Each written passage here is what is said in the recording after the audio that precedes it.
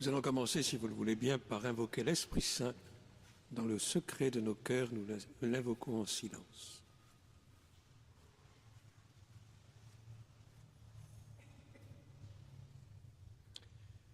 Demandons à la Sainte Vierge qu'elle nous rende dociles au souffle de l'Esprit. Je vous salue, Marie, pleine de grâce. Le Seigneur est avec vous. Vous êtes bénie entre toutes les femmes, et Jésus, le fruit de vos entrailles, est béni. Sainte Marie, Mère de Dieu, priez pour nous pauvres pécheurs, maintenant et à l'heure de notre mort.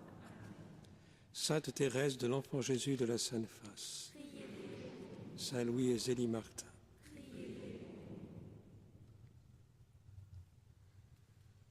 Dans l'histoire d'une âme, Thérèse écrit ceci.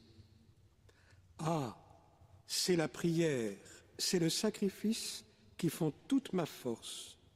Ce sont les armes invincibles que Jésus m'a données.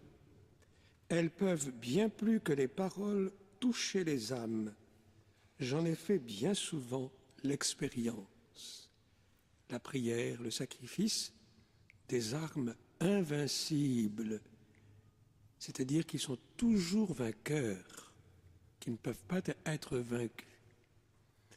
Et Thérèse en a fait l'expérience depuis longtemps, et particulièrement à l'âge de 14 ans, lorsqu'elle a prié pour Henri Pranzini, le criminel qui avait commis un triple crime ici à Paris, qui a été condamné à mort, et comme dit Thérèse, tout semblait penser qu'il mourrait dans l'impiété. Et elle veut l'arracher aux flammes de l'enfer. Elle se dit, Jésus a souffert et mort pour lui aussi, il a versé son sang pour cet homme aussi. Alors elle se met en prière, elle fait dire une messe pour Pranzini, elle associe sa sœur Céline à cette prière, et elle dit, je suis bien sûre que Jésus pardonnera au pauvre malheureux Pranzini tant j'ai de confiance en sa miséricorde, même si Pranzini ne donne aucun signe de repentir. Mais pour continuer à prier pour les pécheurs, parce qu'elle sent dans son cœur ce désir de prier pour les pécheurs, elle demande au Seigneur quand même de lui donner un petit signe. M. Martin avait interdit à ses filles de regarder le journal.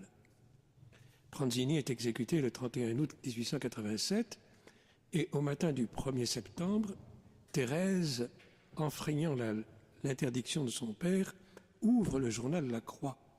Elle dit « Je ne pensais pas désobéir en ne regardant que ce qui concerne Pranzini ».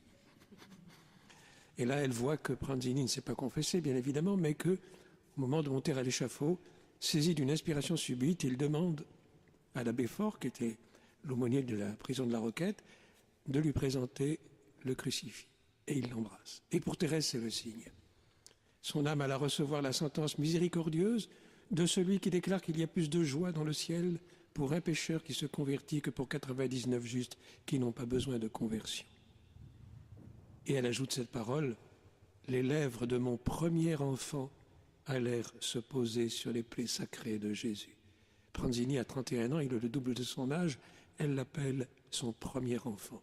Et quand elle sera au Carmel, eh bien elle fera dire des messes pour lui. Elle dira à Céline, tu comprends, c'est pour mon enfant. Après les tours qu'il a fait, il en a bien besoin, il ne faut pas que je l'abandonne. Elle continuera à prier pour lui. Et hier, nous l'avons évoqué, à la fin de sa vie, passant à travers le sombre tunnel de l'épreuve de la foi, eh bien elle s'est servie de cette arme de la prière et du sacrifice, c'est-à-dire de tout ce que l'on fait par amour, chaque jour, tout ce que l'on offre par amour au Seigneur. Même les plus petites choses de la vie quotidienne. Thérèse disait d'ailleurs, ce n'est pas les grandes choses qui importent, c'est la manière dont on le fait et surtout l'amour avec lequel on le fait. Et à sa sœur Léonie, à la pauvre Léonie, comme on l'appelait dans la famille Martin, elle lui écrit un jour « Ramasser une épingle par amour peut convertir une âme, quel mystère !»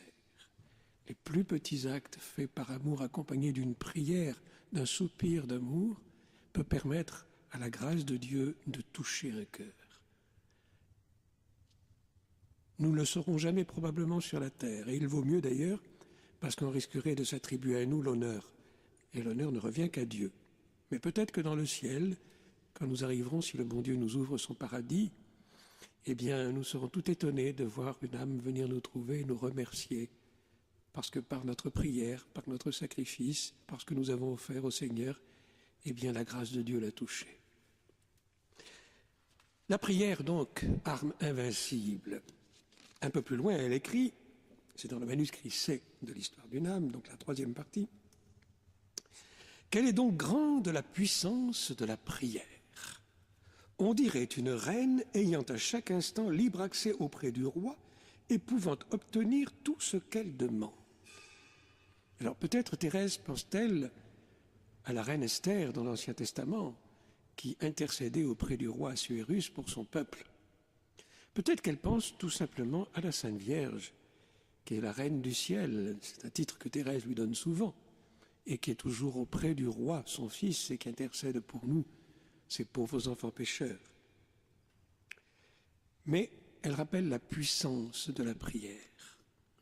Arme invincible, arme toute puissante. Et alors, souvent, vous savez, on se dit, qu'est-ce qu'il faut que je dise comme prière pour être exaucé? Alors on va chercher dans des livres si on peut trouver une prière adéquate qui va avec ce que nous avons besoin de demander au bon Dieu. Mais Thérèse nous éclaire et elle nous libère. Il n'est point nécessaire pour être exaucé de lire dans un livre une belle formule composée pour la circonstance. Ça n'est pas nécessaire.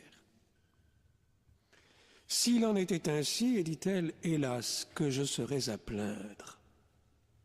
En dehors de l'office divin, comme nous venons de le faire, là en chantant les vêpres, que je suis bien indigne de réciter, je n'ai pas le courage de m'astreindre à chercher dans les livres de belles prières. Cela me fait mal à la tête. Il y en a tant.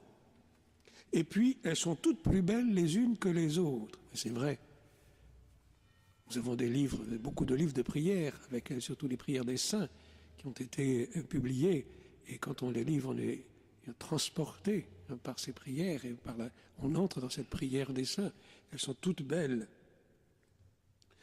Je ne saurais les réciter toutes. Et ne sachant laquelle choisir, je fais comme les enfants qui ne savent pas lire.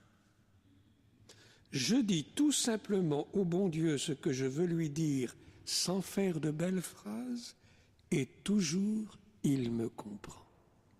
Elle nous donne la solution. Parler au bon Dieu avec simplicité. J'ai déjà dit hier, il faut être simple avec Dieu. Dieu aime la simplicité. Il s'est fait simple. Il s'est fait le petit enfant de la crèche. Il s'est fait plus encore le pauvre crucifié du calvaire. Et comble de simplicité, il se fait l'hostie de l'Eucharistie. Il faut être simple avec lui. Et quand on prie, il suffit de dire au bon Dieu les mots qui nous viennent, même s'ils sont maladroits, qu'importe. Même si ce sont des balbutiements d'enfants, qu'importe. Toujours le bon Dieu nous comprend. Parce qu'un cœur de père, un cœur de mère comprend toujours son enfant. Et s'il en est ainsi pour un père ou une mère humain, à combien plus forte raison en est-il pour Dieu, qui est l'amour en personne? Et elle donne sa définition de la prière. Cette définition d'ailleurs qui est en partie seulement, la dernière phrase manque, dans le catéchisme de l'Église catholique et qui introduit le chapitre sur la prière. Pour moi, dit-elle, la prière, c'est un élan du cœur. D'abord, un élan du cœur. C'est intéressant. Souvent, on prend la prière comme un devoir, comme un pinsomme. Combien de fois j'ai entendu « Oh, mon père, vous savez, j'ai fait toutes mes prières. Voilà, je suis en règle. » Mais on n'est jamais en règle avec le bon Dieu, parce qu'il n'y a pas de règle dans l'amour, et qu'on n'est jamais en règle dans l'amour. La prière est un élan du cœur parce que c'est un mouvement de l'amour. Il ne s'agit pas de réciter, il ne s'agit pas de dire, il s'agit d'aimer. Un petit exemple. Un jour, c'était à la fin de la vie de Thérèse, une des sœurs arrive près de Thérèse et puis elle lui dit « Ma sœur Thérèse, qu'est-ce que vous faites ?» Et Thérèse dit « Je prie. »« Ah, et qu'est-ce que vous dites au Seigneur ?»« Je ne lui dis rien, je l'aime. » Voilà, l'élan du cœur. La prière, c'est d'abord ça, l'élan du cœur, un mouvement de l'amour. C'est le mouvement de la grâce baptismale en nous, qui est amour, parce qu'elle est participation à la nature divine et qui n'a qu'un désir, c'est remonter à sa source. Et comme c'est l'Esprit Saint qui nous fait prier, comme dit saint Paul, parce que nous ne savons pas prier comme il faut et qu'il intervient dans notre faiblesse, l'Esprit Saint, l'amour substantiel, la vive flamme d'amour, nous entraîne dans ce mouvement d'amour, dans le foyer d'amour qu'est Dieu. Cet élan d'amour qui nous plonge en Dieu. Curé d'Ars se disait, l'âme qui prie, c'est comme une goutte d'eau qui se perd dans l'océan. Donc la prière, pour Thérèse, c'est d'abord cela. Et elle a raison. Je rappelle qu'elle est quand même docteur de l'Église, donc nous pouvons la suivre sans crainte de nous tromper. L'Église a tranché. Ensuite, elle dit, c'est un simple regard jeté vers le ciel. Simple regard. Prier, c'est regarder. Regarder qui? Regarder le bon Dieu, car le ciel, c'est Dieu. Et le regarder dans un regard de foi. Prier, c'est mettre en œuvre non seulement son amour, mais aussi sa foi. Car Dieu ici-bas ne s'atteint que par la foi. Saint Jean de la Croix nous le dit, la foi est le moyen prochain et proportionné pour l'union de l'âme avec Dieu. Et quand nous lisons l'Évangile, nous voyons comment Jésus insiste sur la nécessité de la foi et combien il se plaint lorsqu'il trouve devant lui, à commencer par ses disciples, des gens qui ne croient pas. Et puis cette hantise de Jésus dans l'Évangile, quand le Fils de l'homme reviendra, trouvera-t-il la foi sur la terre? Et saint Jean termine son Évangile en disant, tout ce qui a été écrit là, c'est afin que vous croyiez. Donc il faut mettre en œuvre la foi. La lettre aux Hébreux, au chapitre 11, verset 6, nous dit « Sans la foi, il est impossible de plaire à Dieu, car celui qui s'approche de Dieu doit croire qu'il existe et qu'il se donne à ceux qui le cherchent. » Donc la prière, c'est ce simple regard de foi, simple regard. Et regard veut dire aussi contemplation. Quand on parle de la contemplation, quand on dit il faut être contemplatif, tout de suite on dit oh ça c'est réservé pour les religieux, les religieuses, les moines et les moniales, hein, pour les grandes âmes. Mais nous, dans le monde, on ne peut pas être des contemplatifs. Bien sûr que si. Ça vous est jamais arrivé d'être saisi par un beau paysage, de regarder, de contempler un beau paysage? Et quand on contemple un beau paysage, quand on contemple la mer, par exemple, quand on est au bord de la mer, on est saisi. Eh bien, avec Dieu, c'est la même chose. Il faut le regarder. Le seul petit problème, si j'ose dire, c'est que c'est dans la nuit de la foi, dans l'obscurité. Mais on met ce regard vers lui. Regardez Dieu, tout simplement. Là, je reviens au curé d'Ars encore. Le curé d'Ars avait dans son village, il voyait chaque jour un brave paysan qui, en partant au champ, s'arrêtait dans l'église et passait un petit moment. Alors un jour, saint Jean-Marie Vianney s'approche et dit « Eh bien, Père Chaffanjon, qu'est-ce que vous faites là ?» Et le brave homme lui montre le tabernacle et lui dit « Je l'avise et il m'avise. » Ça veut dire « Je le regarde et il me regarde. » Et cet homme, ce paysan qui probablement, on est au XIXe siècle, ne savait ni lire ni écrire, eh bien, était un haut contemplatif, un grand contemplatif, un grand priant. Tout simple qu'il était. Je le regarde. Et en sachant qu'on le regarde, le Seigneur nous regarde. C'est un double regard. Je regarde Dieu en sachant qu'il me regarde et que son regard, comme dit la petite Thérèse, est toujours un regard d'amour. L'autre Thérèse la Grande, Thérèse d'Avila, insiste elle aussi sur ce regard. Et elle disait à ses carmélites, et elle nous le dit à nous aussi, puisque ses écrits ont été publiés, qu'elle est aussi docteur de l'Église, c'est même la première femme à avoir eu ce titre dans l'histoire de l'Église. Eh bien, elle nous dit, je ne vous demande pas d'avoir de grandes idées pour le bon Dieu. Pour ça, il a les anges et les saints. Je vous demande simplement de le regarder. Qu'est-ce qui vous empêche, ne serait-ce qu'un instant, de lever les yeux vers lui. Sachez qu'il n'attend de vous qu'un regard, et qu'en retour, il posera sur vous son regard si bon, si compatissant. Voilà. Simple regard jeté vers le ciel. Élan du cœur, regard jeté vers le ciel. Thérèse continue. C'est un cri de reconnaissance, de joie et de reconnaissance, un cri d'amour et de reconnaissance au sein de l'épreuve comme au sein de la joie. Un cri de reconnaissance et d'amour. Cri d'amour, on l'a dit, puisque c'est un élan du cœur, mais de reconnaissance. Reconnaissance que tout ce que nous sommes, nous le devons à Dieu. À commencer par l'existence. Cette existence qu'il nous donne à chaque instant. Moi, pauvre petit être qui rentrerait dans le néant, si ton divin regard ne me donnait la vie à chaque instant, dit Thérèse, en s'adressant à Jésus. C'est lui qui nous maintient à l'existence. Si Dieu cessait de nous maintenir à l'existence, ce serait qu'une seconde, nous retomberions dans le néant. C'est lui qui nous maintient à l'existence. Donc reconnaissance, et reconnaissance aussi pour tout ce qu'il nous donne, pour toutes les grâces qu'il nous donne. Même celles que nous ne savons pas discerner. Reconnaissance pour ce regard d'amour qu'il pose toujours sur nous. Au sein de l'épreuve comme au sein de la joie, ça veut dire en tout temps.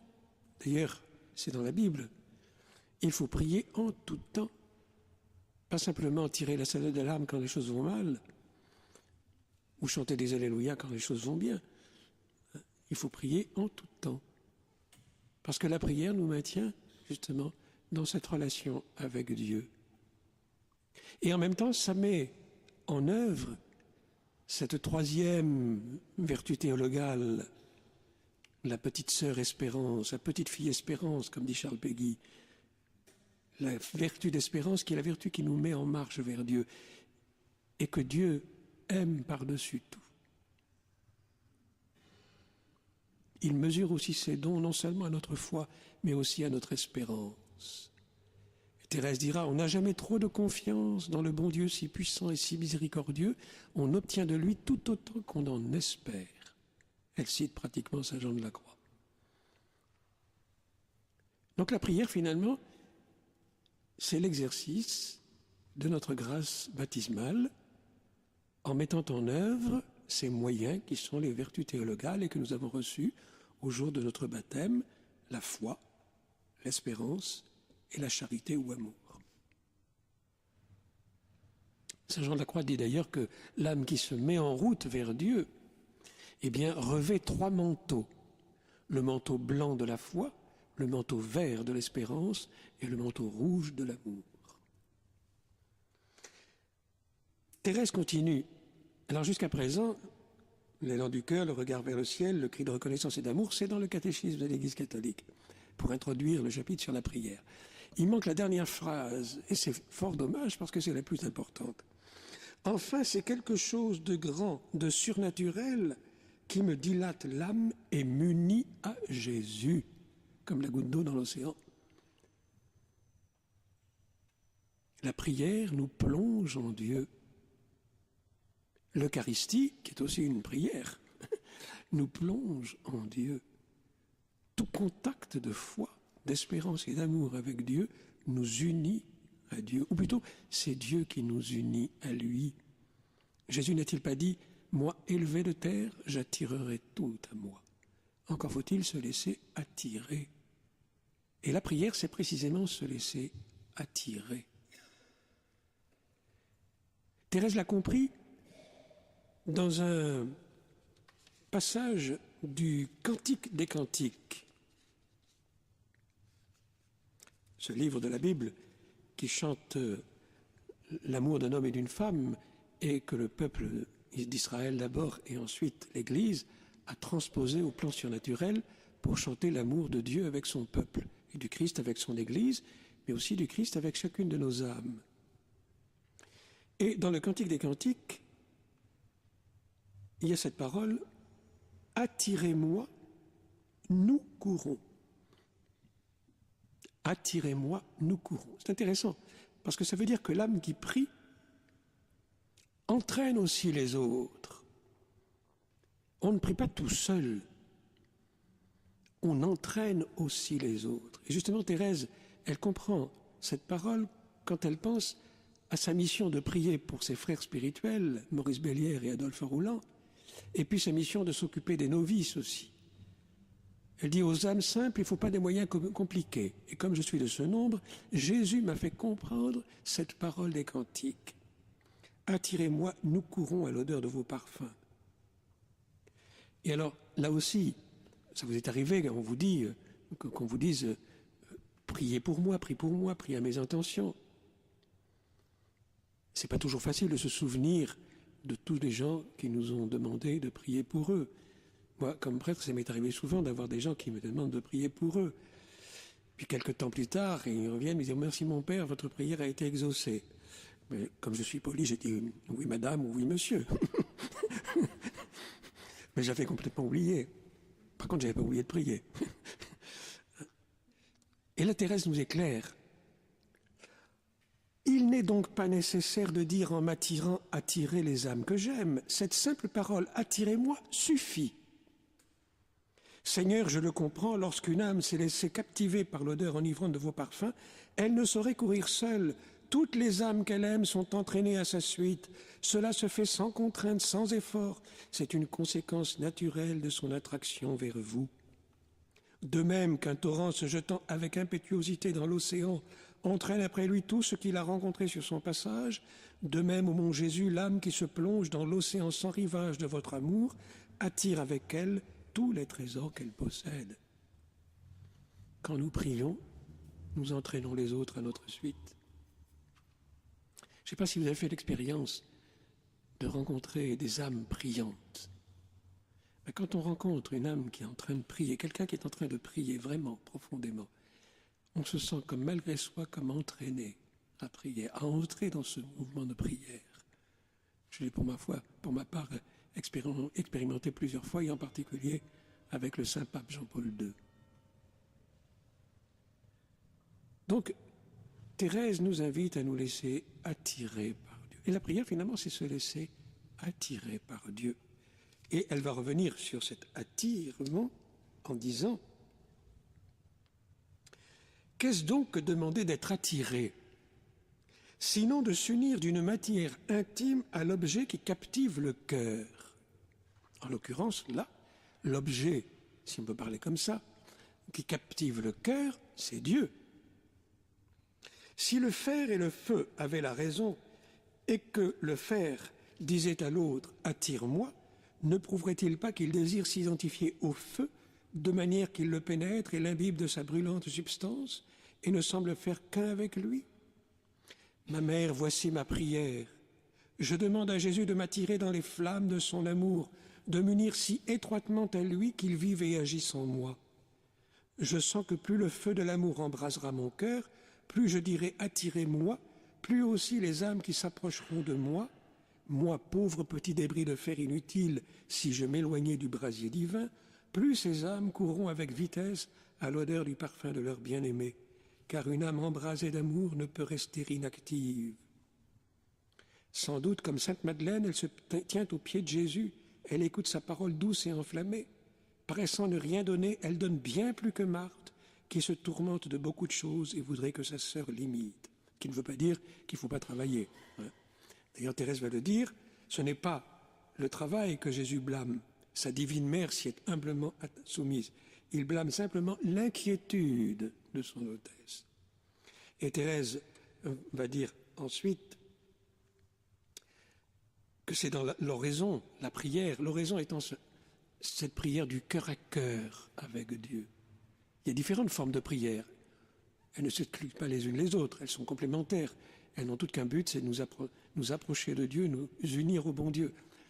Mais le Carmel vit plus particulièrement dans ce qu'on appelle l'oraison, c'est-à-dire de ce temps de silence passé devant Dieu, cette prière silencieuse devant Dieu, cet échange d'amour avec Dieu, comme dit sainte Thérèse d'Avila. Et Thérèse va dire, elle va faire allusion à Archimède, qui avait dit « Donnez-moi un levier, un point d'appui et je souleverai le monde ». Elle dit ce qu'Archimède n'a pu obtenir parce que sa demande ne s'adressait point à Dieu et qu'elle n'était faite qu'au point de vue matériel. Les saints l'ont obtenu dans toute sa plénitude. Le Tout-Puissant leur a donné pour point d'appui lui-même et lui seul, pour levier l'oraison qui embrase d'un feu d'amour, et c'est ainsi qu'ils ont soulevé le monde, c'est ainsi que les saints encore militants le soulèvent, et que jusqu'à la fin du monde, les saints le soulèveront aussi. Autrement dit, c'est la prière qui changera le monde, la prière qui embrase d'un feu d'amour. Donc elle nous invite à nous laisser attirer par Dieu. Mais il faut se mettre pour se laisser attirer par Dieu, il faut se mettre en présence de Dieu. Et il y a une aide incomparable. Et cette aide incomparable, c'est la parole de Dieu elle-même. Justement, dans le Cantique des Cantiques, il est dit « se laisser attirer, captiver par les parfums du bien-aimé ». Alors Thérèse va dire « je voudrais vous dire ce que j'entends par les parfums du bien-aimé. Puisque Jésus est remonté au ciel, je ne puis le suivre qu'aux traces qu'il a laissées, mais que ces traces sont lumineuses, qu'elles sont embaumées. Je n'ai qu'à jeter les yeux dans le Saint Évangile, aussitôt je respire les parfums de la vie de Jésus et je sais de quel côté courir. Se reporter à la parole de Dieu. » Thérèse avait toujours sur elle, dans la poche intérieure de sa bure, elle avait l'Évangile, les 4 évangiles et les épîtres de Paul. Et chaque fois qu'elle a eu besoin de trouver la solution, une confirmation de ses intuitions, c'est dans la parole de Dieu qu'elle l'a trouvée. C'est dans la parole de Dieu qu'elle a trouvé sa petite voix, l'ascenseur, comme elle dit, qui va la monter au ciel. En 1887, quand elle a fait son grand voyage, c'est ici à Paris, dans les magasins du printemps, qu'elle a découvert les ascenseurs. À l'époque, ça n'existait pas partout. Aujourd'hui, c'est commun, un ascenseur. Et puis, plus tard, quand elle pense à la sainteté, elle se dit « moi, j'ai besoin d'un ascenseur qui me monte au ciel, car je suis trop petite pour monter les marches de la perfection. » Et alors, elle va regarder la parole de Dieu, et elle va tomber sur un texte d'Isaïe. « Comme une mère console son enfant, je vous consolerai, je vous balancerai sur mes genoux. » Isaïe 66. Nous l'avons chanté ce matin à l'office de l'Aude. Et elle dit, ben voilà l'ascenseur. Ce sont les bras de Jésus. Il faut que je me laisse porter par Jésus. Et pour ça, il faut que je reste petite. Ça ne veut pas dire bébé, attention, ne confondons pas. Hein. Mais simple, humble. Tout en étant adulte. Et Thérèse était une femme parfaitement maîtresse et adulte. Hein, maîtresse d'elle-même. Je rappelle qu'à 20 ans, elle avait la maturité d'une femme de 50 ans. On ne lui aurait jamais donné la charge de s'occuper des novices, qui pour la plupart étaient plus âgés qu'elle, si elle n'avait pas eu cette maturité-là. Mais pourtant, devant Dieu, ce n'est qu'une enfant. Parce qu'elle illustre justement cette parole de l'évangile de Jésus, qui met, quand les disciples se disent « mais quel est le plus grand dans le royaume des cieux ?» Et il met un enfant au milieu. Le plus grand, c'est celui qui ressemble à cet enfant. La parole de Dieu. Et justement, quand elle va prier, qu'est-ce qu'elle prend avec elle? La parole de Dieu. C'est par-dessus tout l'évangile qui m'entretient pendant mes oraisons. En lui, je trouve tout ce qui est nécessaire à ma pauvre petite âme.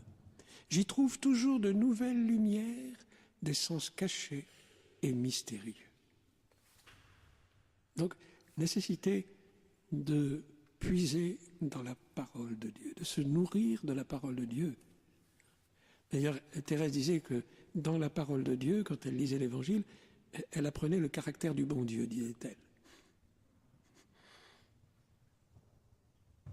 Et elle aurait voulu connaître le grec et l'hébreu pour trouver la parole de Dieu comme elle a été écrite, parce que la parole de Dieu, nous l'écoutons en français, mais elle n'a pas été écrite en français.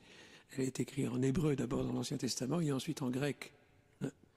Après, il y a eu des traductions latines et puis les différentes langues. Et une traduction est toujours une trahison, comme on dit. Traduttore et traditore. Et donc, Thérèse se nourrissait de la parole de Dieu. Et à la fin de sa vie, il n'y a que la parole de Dieu qui l'aide. Elle aura cette parole, elle écrira cela à un de ses frères spirituels, le père Adolphe Rouland. Elle dit: quand je lis certains traités où la sainteté, la perfection est montrée à travers 1000 entraves, je ferme le savant livre qui me casse la tête et me dessèche le cœur. Alors je prends la Sainte Écriture, la parole de Dieu, et tout me semble lumineux. Une seule parole découvre à mon âme des horizons infinis. Je vois qu'il suffit de s'abaisser, de reconnaître son néant, sa pauvreté, sa faiblesse, et de s'abandonner comme un enfant dans les bras du bon Dieu. Et quand on va prier, on s'abandonne comme un enfant dans les bras du bon Dieu. Ou dans les bras de la Sainte Vierge. Quand on dit, quand on récite le chapelet, et Marie nous conduit à son Fils. Car Marie ne nous garde pas pour elle, elle nous conduit toujours à son Fils. C'est elle qui nous a donné son Fils, c'est elle qui nous conduit à son Fils. Elle est le chemin qui a conduit Dieu à venir jusqu'à nous, elle est aussi le chemin qui nous conduit jusqu'à Dieu, jusqu'à Jésus. À propos du chapelet, je reviens à la prière, comme dans le texte de Thérèse. Donc elle aime beaucoup les prières en commun, et surtout quand elle se trouve au milieu de ses sœurs, car elle dit « La ferveur de mes sœurs supplée à la mienne. Mais toute seule, j'ai honte de l'avouer, la récitation du chapelet me coûte plus que de mettre un instrument de pénitence. » Elle avait du mal à dire son chapelet. Elle l'a dit plusieurs fois.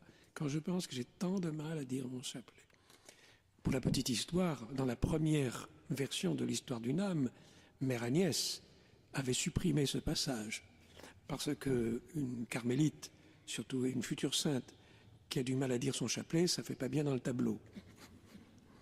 Par exemple, il y a un autre fait. Quand Thérèse fait oraison, ça lui arrive de s'endormir. Alors ça peut arriver. Mais comme disait le bienheureux Marie-Eugène de l'Enfant Jésus, quand on va prier, on ne se contente pas de changer de dortoir. Mais ça peut arriver. Et Thérèse dormait parfois. Mais après, elle va dire, je ne m'en inquiète plus. Après tout, je pense que les enfants plaisent autant à leurs parents quand ils dorment que quand ils sont éveillés. Et puis, les médecins endorment leurs patients lorsqu'ils les opèrent. Et le bon Dieu nous travaille dans la prière, hein, puisque c'est un échange d'amour. Et l'amour de Dieu nous travaille, il nous sanctifie. La prière est un moyen de sanctification. Le feu de l'amour qui nous travaille pour nous transformer progressivement en parfaits enfants de Dieu. Et peut-être aussi qu'elle pensait au verset du psaume 126, « Dieu comble son bien-aimé quand il dort ». Donc elle a du mal à dire le chapelet. Longtemps je me suis désolé de ce manque de dévotion qui m'étonnait, car j'aime tant la Sainte Vierge qu'il devrait m'être facile de faire en son honneur des prières qui lui sont agréables. Maintenant je me désole moins. Je pense que la Reine des cieux étant ma mère, elle doit voir ma bonne volonté et qu'elle s'en contente. L'important, c'est la volonté du cœur, ce qui jaillit du cœur.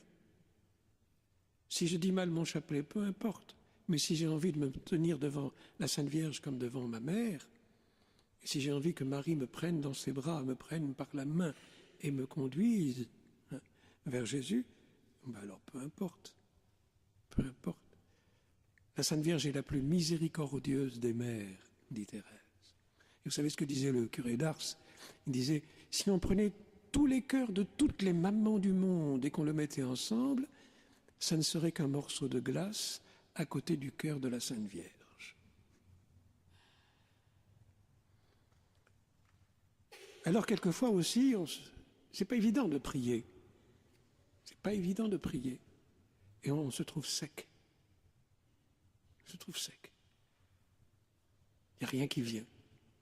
On est là et on ne sait même pas pourquoi on est là. Alors Thérèse, eh bien, elle nous éclaire. Quelquefois, lorsque mon esprit est une si grande sécheresse, et dans une si grande sécheresse, qu'il m'est impossible d'en tirer une pensée pour m'unir au bon Dieu, je récite très lentement, elle l'a souligné, un Notre Père, Et puis la salutation angélique, c'est-à-dire le « Je vous salue Marie ».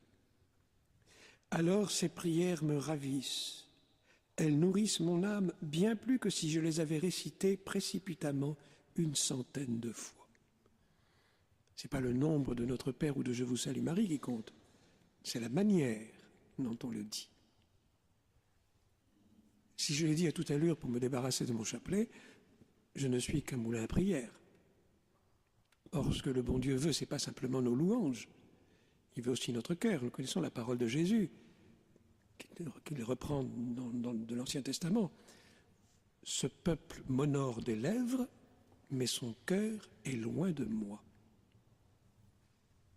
Si la prière n'est qu'affaire de louange, Dieu n'en a rien à faire, si j'ose dire. Et saint Bernard l'avait dit d'ailleurs.